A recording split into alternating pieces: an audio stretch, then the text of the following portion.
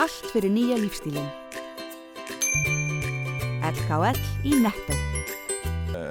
Hvernig var svona þín upplifun á fundinum? Mér fannst þetta bara góðu fundur, mér fannst gerð góð grein fyrir stöðunni, verkefni sem við settum að stað í fyrir bæjarstjórn og hefur verið ágætlega unnið af núverandi bæjarstjórn. Bæjarstjóri gerði góða grein fyrir stöðunni í upphafi og í lokin, þannig að í meginatriðum var bara góð lýsing af þessum fundi. Sérfræðingar KPMG lýsa þessu sem nokkuð svona svartri skýrslu og ýmis viðmiðum hafi ekki verið náð og annað, þannig að við blasi jafnvel greiðslu vandi. Hvað viltu segja um það? Við höfum oft staðið frammi fyrir greiðsluvanda í Reykjanesbæ og reyndar að því að hér er verið að tala um tölurnar frá 2002. Þá var það bara vegna þess að þá var breytt reikningsskila aðferðum sveitarfélagi, þau geta farið aftar. Þar sjáum við að skuldahlutfallið er 250% þegar við erum að taka við.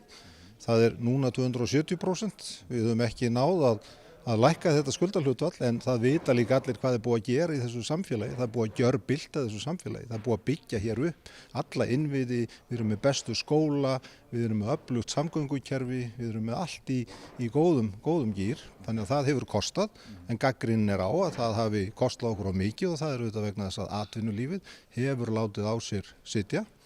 Þegar við vorum að búast við að stóri hluti var að gerast og vorum að leggja miklar fjárfestingar í það hefur ekki skilað sér. Við eigum það allt inni, vegna þess að þessi skýrsla sem hér er lögð fram, hún er ekki að gera ráð fyrir neinum nýjum verkefnum. Hún er ekkert að fjalla stór verkefni upp í Ásbrú, líftæknina, aukin tækifæri í fluginu, hlutin í Helguvík. Hún er bara að taka punktstöðu.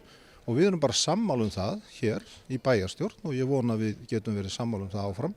Og það sé náttúrulega auðvitað ákveðin gagnrýni í kringum þetta allt saman, að þá erum við sammála það að standa saman og taka stöðuna eins og hún er núna, ekki vera að vænta nýrra hluta, þó auðvitað haldi ég áfram að vænta þess. Auðvitað haldi ég áfram að vænta þess að fyrirtæki komi hingað til okkar því að hér er svo frábær aðstaða og það munum við þetta gjörbylta stöðuna og breyta þessari tölu, en við erum sammála að taka hana svona.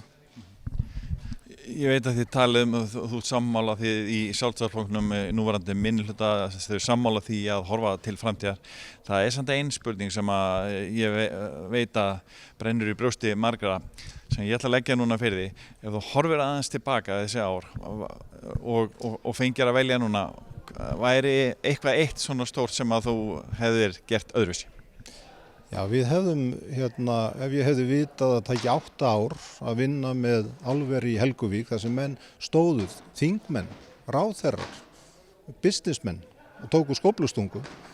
Ef ég hefði vitað að það tæki 8 ár og fjárfestingin öll í kringum það, þá hefðum við gert það öðruvísi. Þetta er alltaf svo auðvelt að segja, en það er fullt af verkefnum. Ef ég hefði vitað af því að herinn hvarf á braut, 1100 störf tapast, þá hefðum við líklega gert hlutin eitthvað öðruvísi. Ef við hefðum vitað á efnahagshruninu, þá hefðum við gert hlutin öðruvísi. En í meginatriðum, þá er ég mjög stoltur á okkar samfélag og við eigum að vera ánægð með það sem við höfum byggt upp, en það er mikill kostnaður þarna baki. Ég trúi því að tekjurnar, þið sáu það á þessum fundi, að meðaltekjur sveitarfélag, við erum langt undir meðaltekjum sveitarfélag og bara ef við náum því gegnum atvinnulífið að komast upp í meðaltekjur sveitarfélag, þá er staðan allt önnur en hér er lýst. En aftur segja, við erum bara að taka punktstöðu og við erum bara að vinna út frá stöðunni nákvæmlega eins og hún er í dag. Ert þú bjartsýnn að þessi staða gæti snúist við á næstu árum? Já, ég er mjög bjartsýnn á það. Og ég ætla að halda því áfram og ég er bara góða trú á þeim sem er að vinna þetta með okkur. Ég hef lýst því yfir, ég er ánægður með bæjarstjórann sem að tekur skynsamlega hlutum og vill gera þetta af skynsemi. Þannig að ég hef bara góða trú á því og við saman, ég er reiðubúin að leggja mitt af mörkum til þess að halda fyrirtækjunum við efnið og fá þau til þess að koma hingað og veita af góðum hlutum. Þannig að ég er ennþá mjög bjartsýnn á það. Hver áttu vona á því að viðbrögð bæjarbúa verði við þessum upplýsingum sem er að koma núna fram? Ég vona að bæjarbúar standi saman, ég vona að bæjarbúar skilji að hérna verða að taka þessa punktstöðu. Við ætlum að vinna út frá stöðunni eins og hún er í dag. Við ætlum að eiga inni öll tækifærin okkar og ef að menn horfa til þess þá getum við hort björt til framtíðar eins og við höfum verið að gera og trúi því að bæjarbúar vinni þetta sameiginlega með allri bæjarstjórn. Já, þið eru mjög harðir á því í bæjarstjórninni, í minnihluta með meirihlutanum að þetta verði unnið í sátt og samlyndi og allir saman. Já, við höfum lagt áherslu á það. Það er auðvitað mjög stutt í einhverju eins og þú heyrðir reyndar hérna á þessum fundi, það sem menn reyndar, ekki í fyrsta sinn, eru hér að halda sína ræður, heldur búin að halda þær í líklega 12 eða 20 ár sko. Þannig það er, vandinn er að fá alla með. Og hvort sem það heitir þá í Sjálfstæðisflokknum vegna þess að það er fullt af fólki í Sjálfstæðisflokknum sem segir bara einfaldlega við það eru svo stór verkefni að koma inn, við munum hækka meðaltekjur sveitarfélagsins eins og er hjá öðrum og það þýðir að framleiðin eykst og við þurfum ekki að fara í þetta.